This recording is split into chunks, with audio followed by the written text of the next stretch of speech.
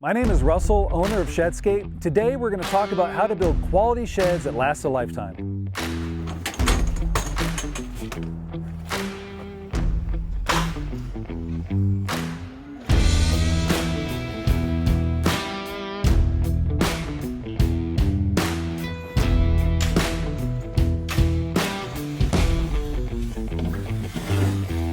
So the three things that you want to consider before buying a shed, for one, is the design of the shed, two would be the placement, and then lastly, the local regulation for where you can place your shed. So when designing your shed, you really want to consider what exactly you're going to be using it for. Is it something that you're planning on storing a vehicle in? Is it something that you just need to put some yard tools in? So depending on exactly the use, you want to think about how wide the door might need to be, how deep the shed might need to be to accommodate a vehicle if that's what you're planning on using it for. You also might want to consider if you need a ramp in order to drive the vehicle into the shed. Other things to consider is the siding material. If you live in an HOA neighborhood, a lot of HOAs require that the shed at least matches in color.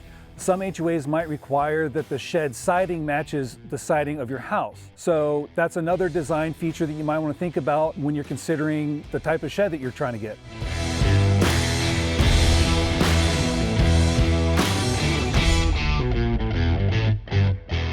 When placing your shed, you want to make sure that it's positioned in a way to where the best features of the shed are visible from your house, or the most common viewing angles of your shed.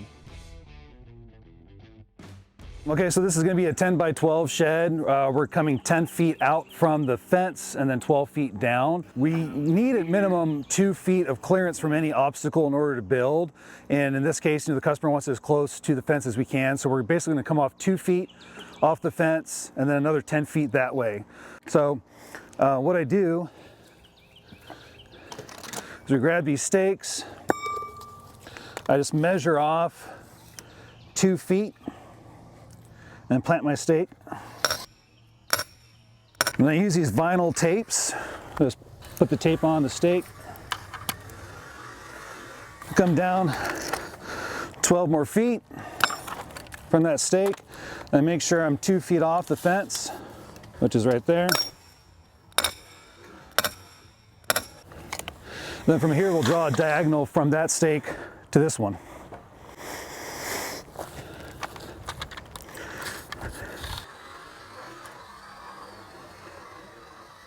So we pull our tape from here, and then from there we got our diagonal at 15 feet, 7.5 inches. Let me plant our stake right there.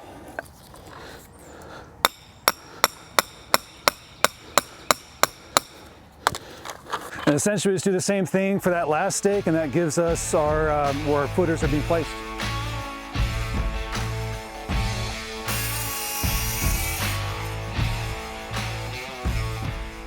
We're going to dig for the footer locations. Basically, we just want to dig out enough of this organic material to where the footer is sitting on flat ground.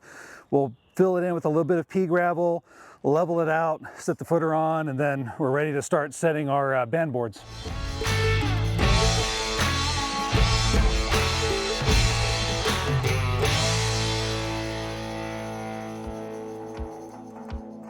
So having done this a lot of times, I pretty much know kind of the perimeter that I need to dig out for these footers. Essentially where I put that corner stake is where the corner of the band board is going to lay, which is about right here. So I want to make sure I clear enough space around that whole footing for it to sit. We have a little bit of wiggle room if we need to move the shed around just a little bit. One of the biggest selling features of our sheds is that we build our floor framing like a standalone deck. Tuffblock footings make it really easy for us to build the floor framing because they're very lightweight, easy to carry around, and install very simply.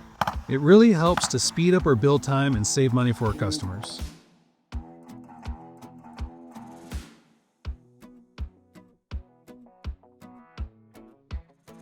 So essentially at this point, we have all of our footer locations marked out. We have put down pea gravel, compacted it, and kind of set out the footers roughly where they're gonna go. What we do is we identify the high point of the yard, and this is it. So from here, it slopes down that way and it slopes down this way. So this will be our high point. So we wanna start setting this footer here. And then from there, we will level out the band board and start setting the footers where they need to go, so that way we have a level frame. So this here it's about 7 inches, a little more than 7 inches from the top of the Tuff Block to the top of our band boards.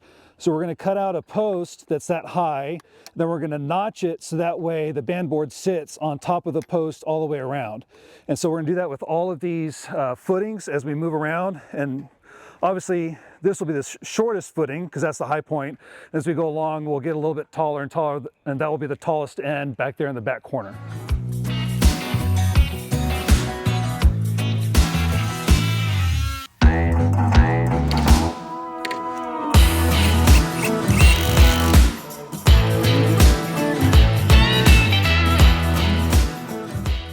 Okay, so at this point we have our band board set out.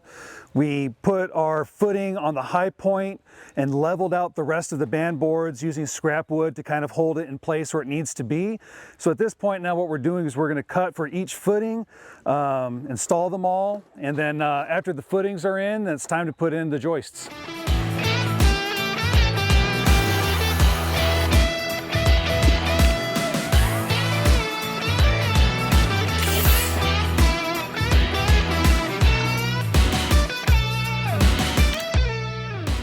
So in laying out the band boards and the joists, what we want to do is make sure that we pick up the board and sight down the top ridge of it to see if it's crowning. Because a lot of times with lumber, you'll have either a crown or a bow. We can deal with the small crown. If it's a small crown, we will use it, just make sure it's facing up. If the band board is badly crowned and it's pretty bad, we probably won't even use it at all.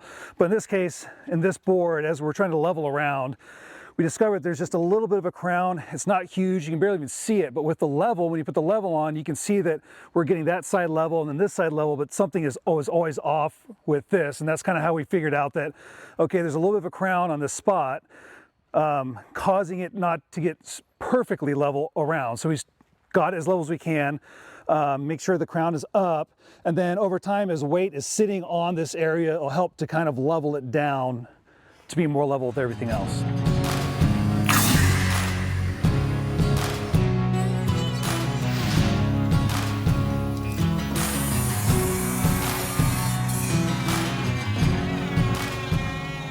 These are basically our top and bottom plates. We've already marked them out and they're ready to go. The doors that we build for the shed are built out of 4x8 wall panels. So, and the panels are 4 feet wide by 8 feet tall.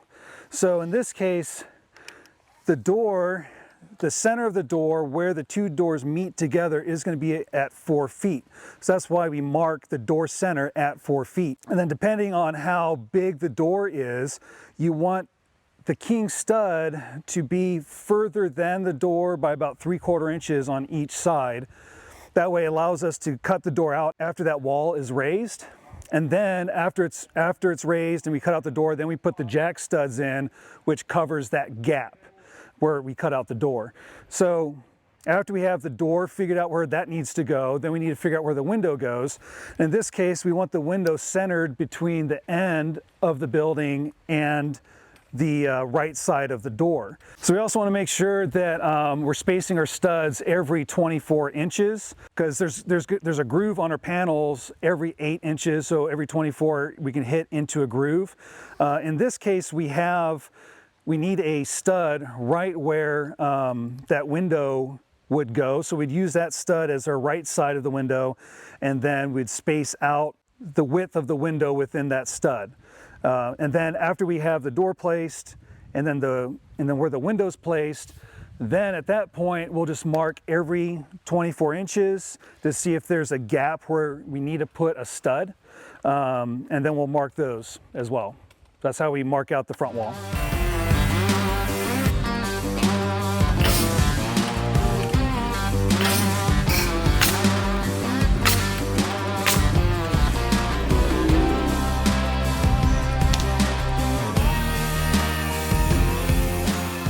All right, right, so here we're going to show you how to lift up a wall by yourself if you're a single builder working by yourself. Essentially what we have is a couple blocks up front against the band boards. That's to help as I lift up the wall. It gives you something to kind of stop against so it doesn't slide off of the platform. You don't always need those. It just depends on how quickly you can get the wall up. But it's very easy, especially the heavy wall. If you're lifting it, it starts sliding on you. So we just put those up there as a way to make sure it doesn't slide. You also want to make sure that your nail gun is nearby, because once you get this up, if you're fishing for your nail gun, you're going to be kind of in a world of hurt trying to balance a wall and trying to find your nail gun. So we always put it next to where it's easier to grab. So on this end, we put a block underneath the top plate, so I can bend down and grab the top plate. But essentially I'm just going to do a power squat. I'm going to squat down, and then with all my might, with bent knees, lift up and try to get up as fast as possible, and then stand it up.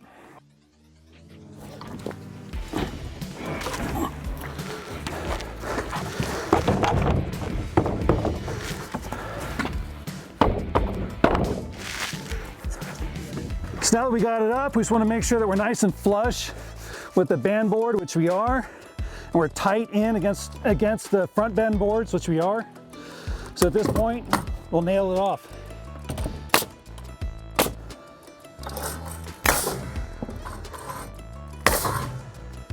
And then now I just want to make sure we pull in the center. You push in.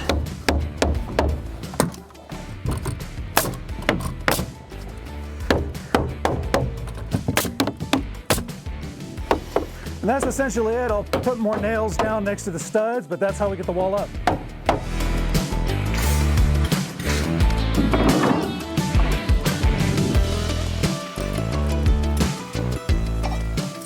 So at this point, we have our sidewalls up and sheathed, and now we have this gable wall framed up and ready to go. At this point, we need to talk about a couple concepts, and that is the relationship between level, plumb, and square. So we spent a lot of time leveling the floor framing. Level is horizontal, right? So we got it as level as we possibly can with a little bit of crowning in some of the members that makes it so that way you can't perfectly tell if it's level, but we have it as level as you possibly can get it with a little bit of that crowning.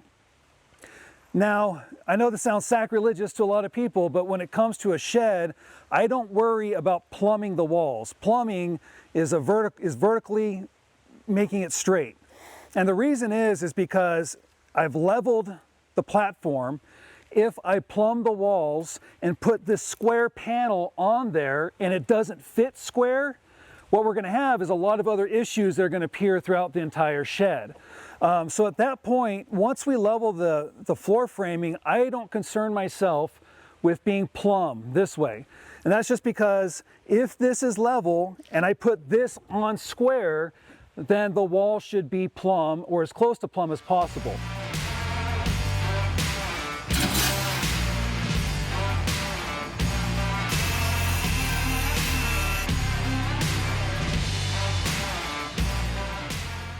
So at this point in time, what we do is that after we get the sidewalls up, we want to make sure that we paint everything before any trim or overhangs go on.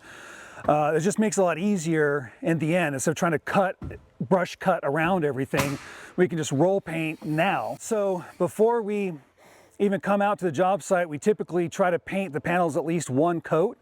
The door panels we actually paint 2 coats, everything else we'll paint 1 coat. Because during transportation, a lot of times they might get scuffed up, and also we're shooting nails and staples into them. So that this way, after you get the wall up, I can paint a 2nd coat. It covers everything else up, covers all the nail holes, covers up all the scuffs, and just turns out looking a lot better.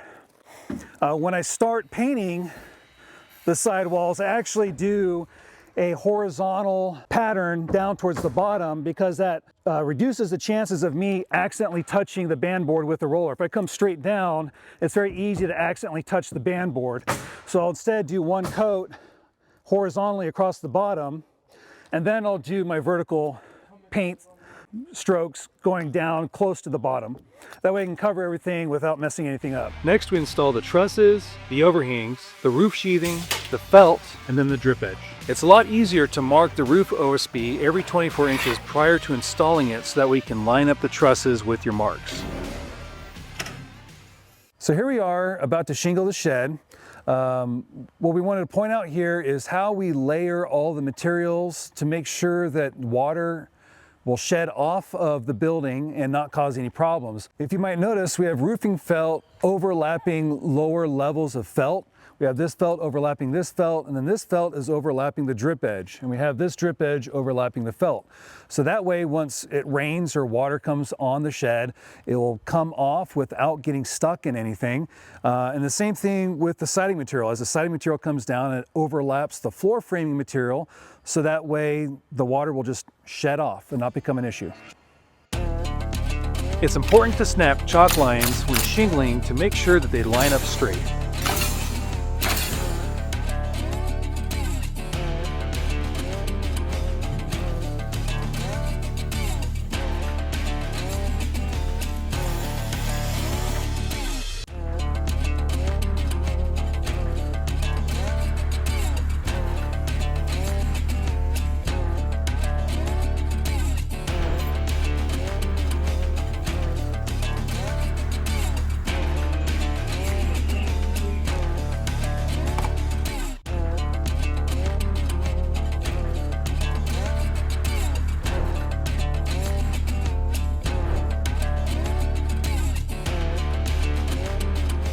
So to recap, today we learned how to build a quality shed that will last a lifetime. We learned about shed design and location. We learned how to install your footings, how to install walls, and little tricks to succeed as a solo or DIY builder. Thank you so much and good luck on your next build.